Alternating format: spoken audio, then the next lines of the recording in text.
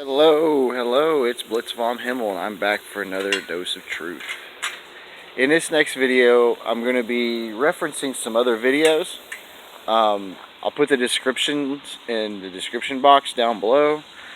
The links to these videos, the links to the individual channels on which they are located. That way they get all the credit and, that they deserve for doing all the legwork and everything. I mean, I'm not posting them on the video myself, I'm just going to be talking about them, so that way you can also see what I saw, and that way you can draw your own conclusions.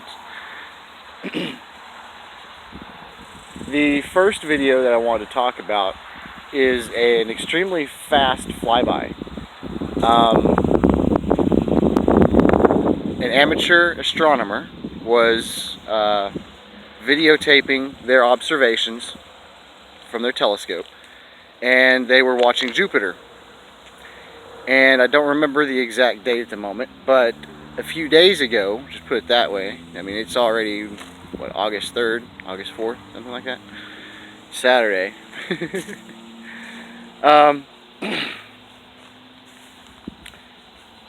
And this incredibly large object went speeding through the frame and behind Jupiter. I mean, we're talking large, folks. The length of this thing was the diameter of Jupiter. Through one frame, it was behind Jupiter, and Jupiter completely eclipsed it. You could not see it. Now, this was a physical object because you could tell because it gave off its own light. What does that mean? It means the light was actually being reflected from the sun off of this thing. Okay, that's very important because in this video, that's what happened. You could see it. Okay. Now the second video that I want to talk about is a few days ago, I had put on a video and was explaining on how the entire universe has all of its, sorry, the sun kind of threw me off there for a second. Has all these different wavelengths and frequencies that things exist at. In this second video, you're going to see an amateur astronomer who was videotaping Mars. Now, this video, it shows a dark object, in front of Mars, eclipsing at approximately the 1/8 of its southern hemisphere. Okay? And then another object comes through the frames, smaller spherical object, comes through and is dark on the face of the reflection from Mars. Now, why isn't it giving off its own light? You see what I'm saying?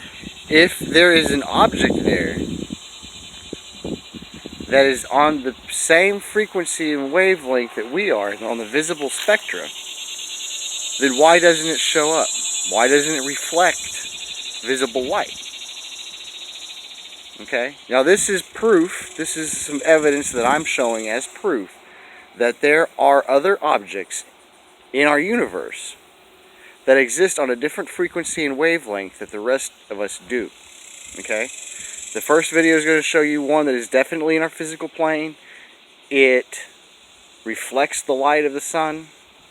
And in the second video, you're going to see two objects, one much larger than the other, in front of Mars, yet they don't give off the reflection of the sunlight. Pretty interesting stuff. It really is. Another thing that I wanted to point out was there is something that is messing with our electromagnetic field. And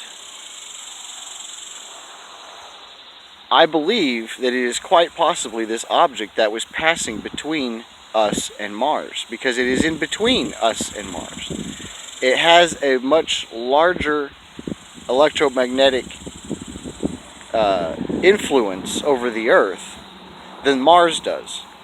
Mars probably doesn't even have any because of how small it is. But this object was huge. I mean, it was very large. Either that or it was just that close to us from Mars. I mean, it's kind of difficult to tell. It really is difficult to tell its size because it's not reflecting any light of the sunlight, so you can't have it. You don't have any reference except for it passing in front of Mars. So you don't know how close it was. You don't know how far away it was. You don't know if it was, you know what I'm saying? You don't know if it was closer to Mars or closer to Earth because it's not reflecting any sunlight from the sun. To be able to get any true bearing on its size, shape, composition, etc. Okay? And I found that odd but then I was just like, well, that just proves my statement that I had made in my other video. That other objects and other realms and even beings exist in this universe on a different frequency and wavelength than we do. That, ladies and gentlemen, is the spirit world. For some odd reason, and it's, like I said, it's something, we interact with the spirit world every single day because it exists at the exact same time and space and just at another frequency level. Okay? So,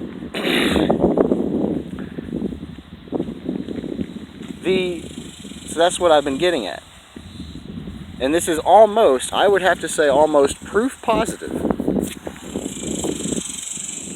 that my theory of other beings on a different level, you know what I'm saying, the exact same time and place, but at a different frequency. Even planet-sized objects. Now that's what throws me off. I mean, that really, whenever I saw that, that's what threw me off. That there can be entire planet-sized objects, or even larger-sized objects, that exist on this plane, besides, you see what I'm saying? That exist in the spiritual plane, besides what we had originally thought of what the spirit world was? I know, what I'm saying is kind of confusing, but, I mean, it kind of confuses me sometimes even, because it's just mind-blowing that there could be these large objects that exist on a different wavelength and of reality than we do. Anyway, speaking of that, and speaking of vindication and proof, another guy that I'd like to tell you about, his name is Dutch Sense. I'm going to link his channel to you below.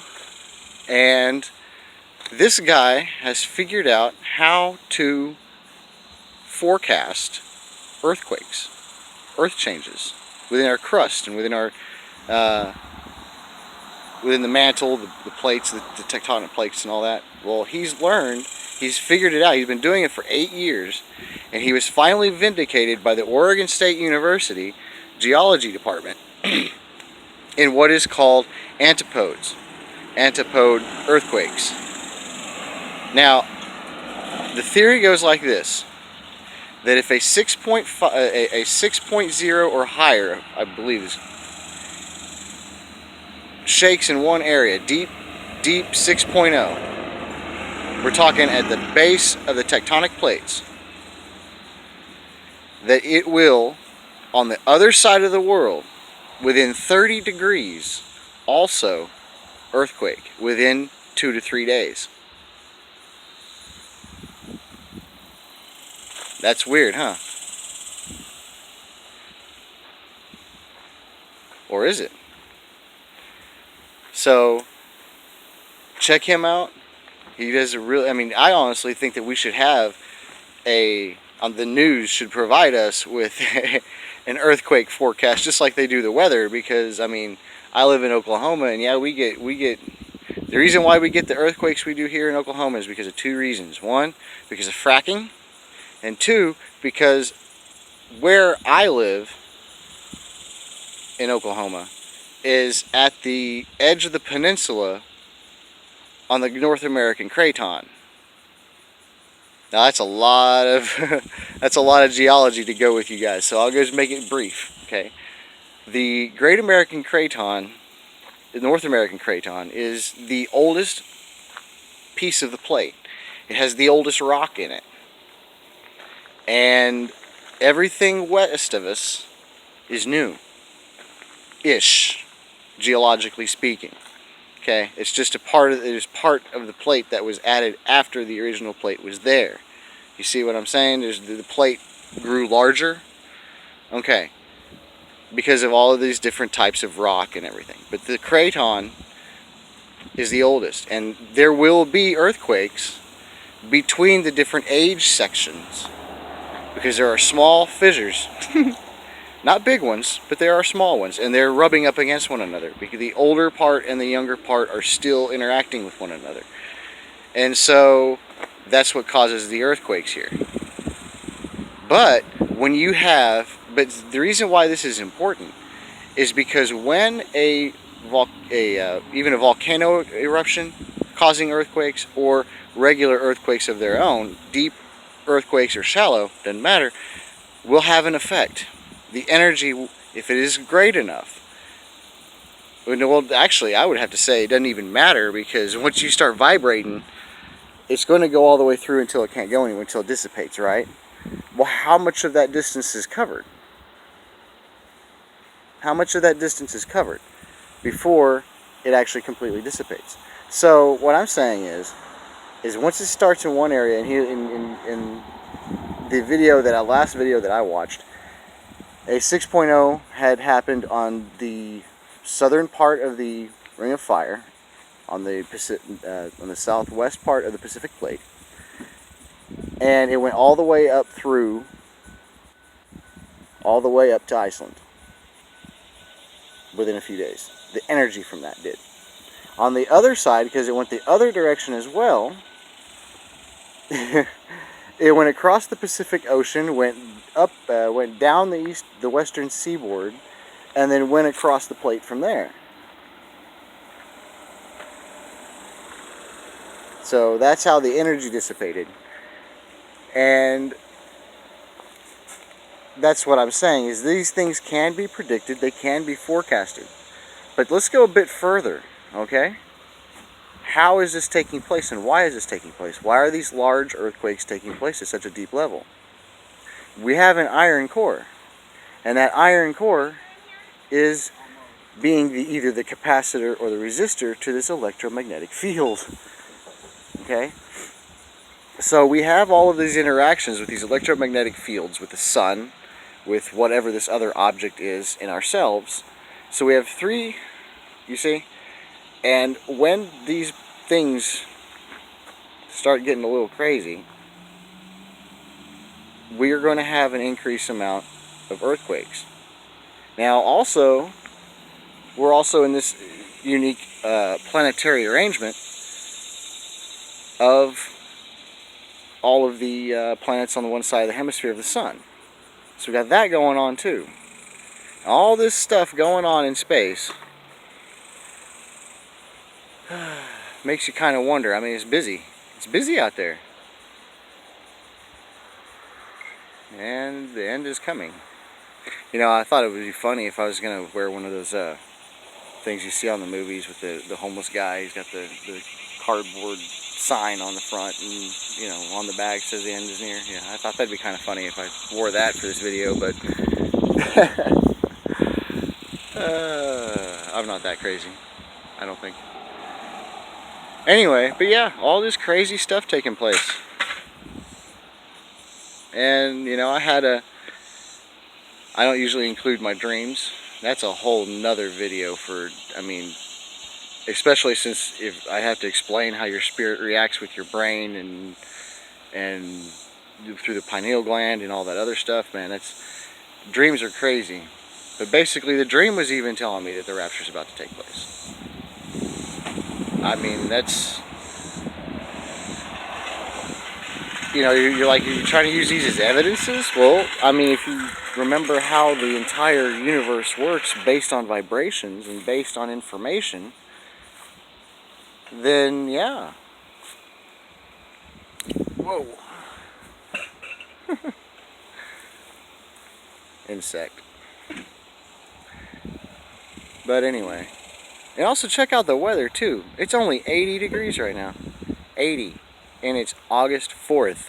It should be 115 degrees right now. No, it's not. It's not. That's weird. Looks like they're back out chemtrailing again. They actually haven't for the past couple of days, and that was odd.